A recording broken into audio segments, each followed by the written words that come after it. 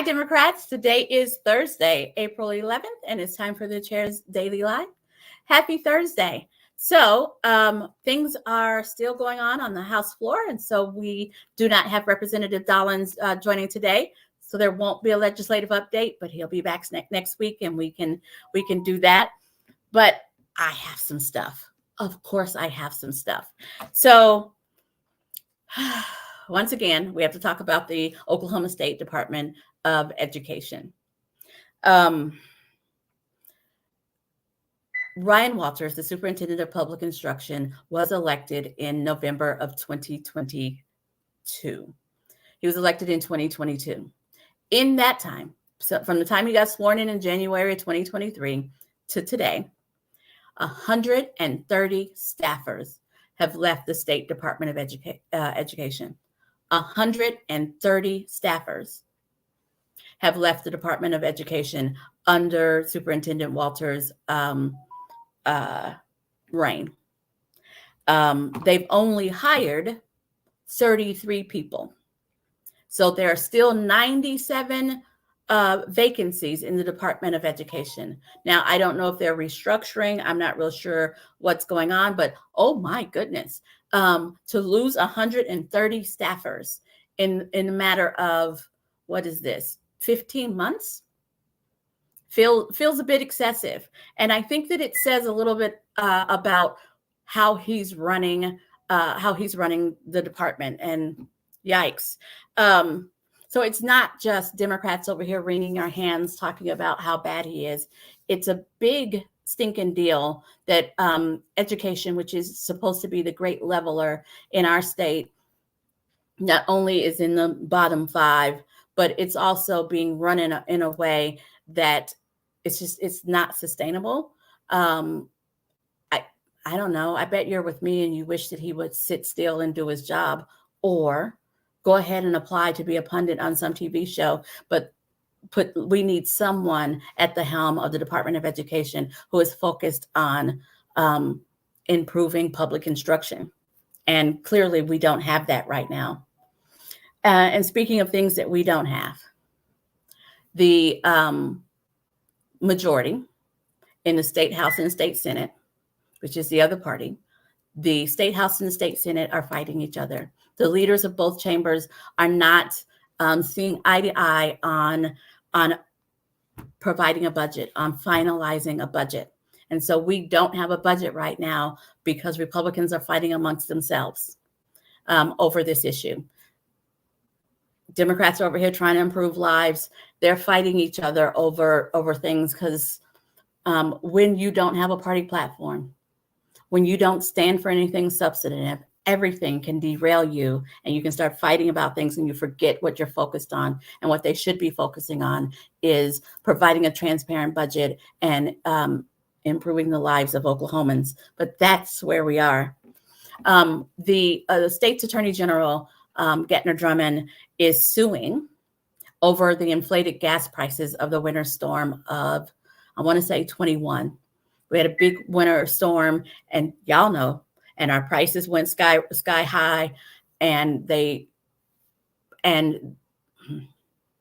attorney general believes that they artificially inflated the prices so that they could make big profits.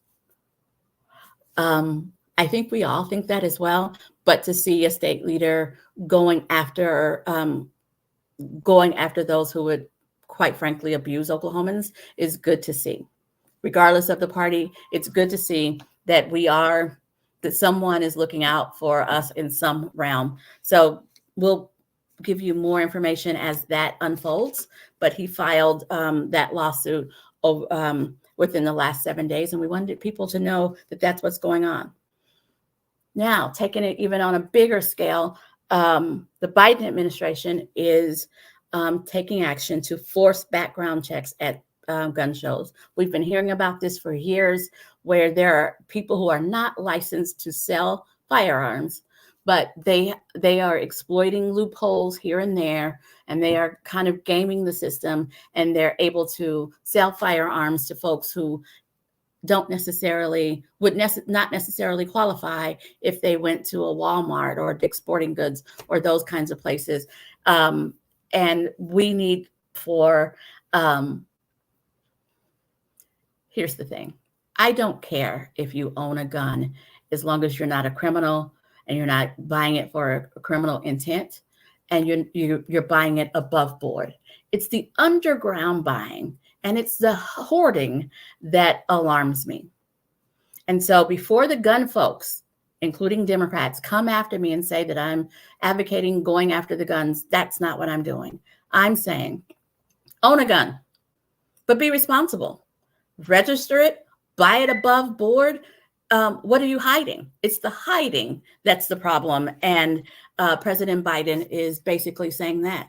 Own a gun, but buy it above board. Buy it from somebody who's licensed, a licensed gun dealer. There are 80,000 licensed gun dealers in America. And then there are about 20,000 gun dealers out there who aren't licensed, who are actually dealing guns, but they're like keeping it under the number of guns that they're allowed to sell. They're selling them to straw donors. They're selling them in gun shows and on Facebook Marketplace and things like that. And that's what we need to get under control.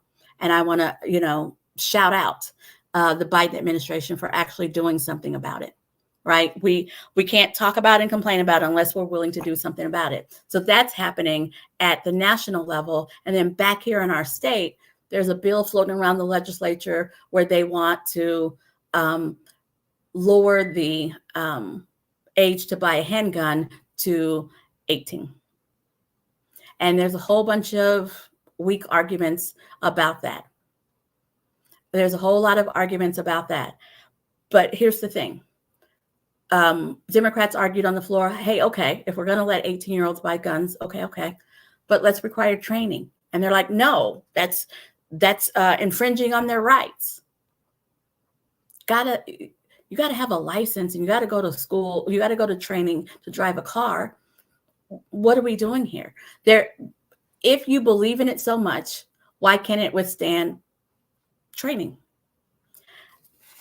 There are a lot of things that are happening in our legislature that aren't necessarily being thought out, that are being pushed through because there's a supermajority that doesn't need to listen to the minority in order to get their way. But the reality is, though our caucus is small, they are mighty, but they need our help, right? They need to be able to say, my constituents are calling me. Folks are calling because of this issue. And so if you ever hear me talk about a topic that is important to you, I encourage you to call your legislator, regardless of their party. I am fortunate in that my state House rep is a Democrat and my state senator is a Democrat. Yay. But not everybody has that. But whether you are fortunate like me or you're represented by a Republican, it doesn't matter. They represent you. And I encourage you to call them. Be polite, but call them and tell them what you think so that they can't go to the floor honestly and say that they haven't heard. They can't go to the floor and say, I'm doing this for my constituents. We are their constituents and we need to call them and tell them what's important to us so that when they're arguing, if they are honest people, and I do not want to assume bad intentions. If they are honest people, they won't be able to say, all of my constituents want this. But as long as we don't call, they can. So I encourage you, when you hear a topic that's important to you, whether you hear it from me, you hear it at the coffee shop, you hear it on the news. If it's important to you, call your legislator and let them know what you think about it because they represent us. And whenever I encounter our legislators, and I do quite often, they say, it would be helpful if you guys called. Alicia, could you tell people to call? We want to hear from folks. So it's not that they don't want to hear from you. It's not that it's a bother. They know, at least the ones that I talk to, they know that they represent us and they want to hear from us. Call your legislator. And sometimes you just call your legislator and tell them that they're doing a good job. They'd like to hear that too. Thanks for joining me. I'll be back here tomorrow at 4:30. You guys have a wonderful evening.